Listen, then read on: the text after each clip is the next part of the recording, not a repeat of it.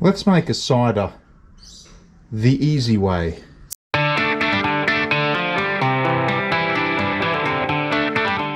So what you need for this cider here is quite simply your yeast, a cider yeast of course, and some apple juice. You want to get the stuff that is preservative free.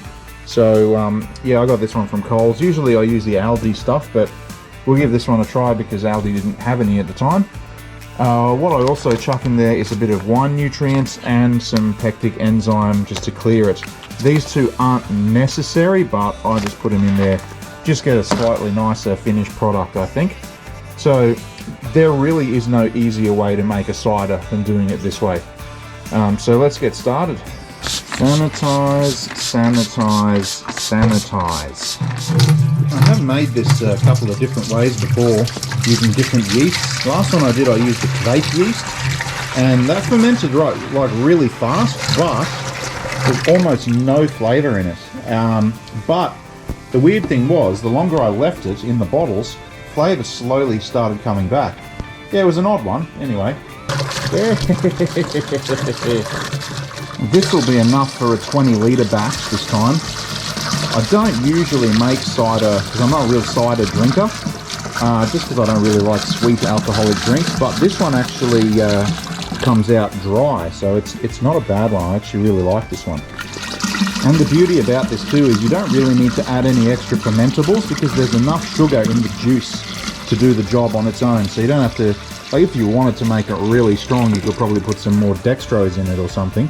But yeah, there should be enough juice in here to do the job, or should I say enough sugar in here to do the job already. So makes it, again, really, really easy.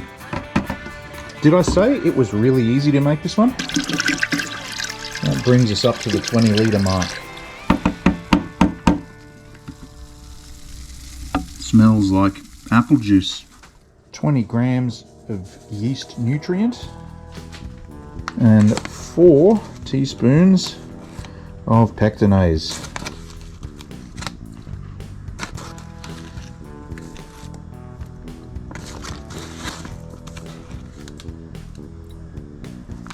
And then give it a stir. Aerate it nicely just before we chuck the yeast in. Stir it for about maybe a minute or so. No, not that long. You just want to aerate it. I wonder if anyone's ever put coriander in cider before.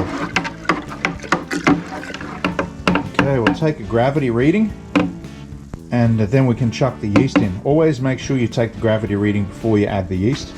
That's sitting at about 1050. That's about the same as the Aldi one. I think the Aldi one was 1052, so not really a lot of difference in there.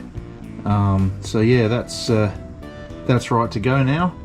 We'll chuck some yeast in there and see it in a couple of weeks. I'm using a different yeast this time as well. I was using the Saf cider last time. I'm using Mangrove Jack's MO2.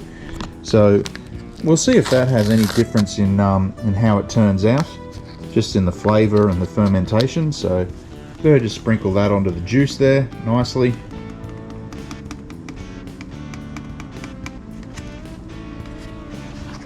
And put the lid on and away we go. So again, we fill the airlock with some sanitizer or some vodka, chuck that on there. And that's on. So we'll leave that for 2 weeks. 2 weeks later.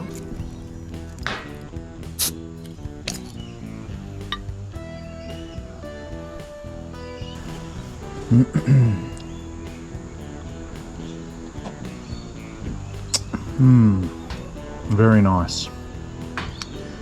Very nice indeed. It's a dry cider, so it's not like your sickly sweet types of cider, which is pretty much, that's exactly what I wanted, is a nice dry one. It's not as refined as a like a Mercury or something, but it comes a bit, it's in that ballpark, I find. Yeah, very, very refreshing and just nice and crisp and clean and quite cheap and easy to make. So I definitely yeah, I definitely recommend making these. So if you're a cider person, and you don't like them too sweet, this is a really good one to make. And it sits at about 6%, so it's yeah, quite nice. If I didn't say that already 50 times. Anyway, enjoy.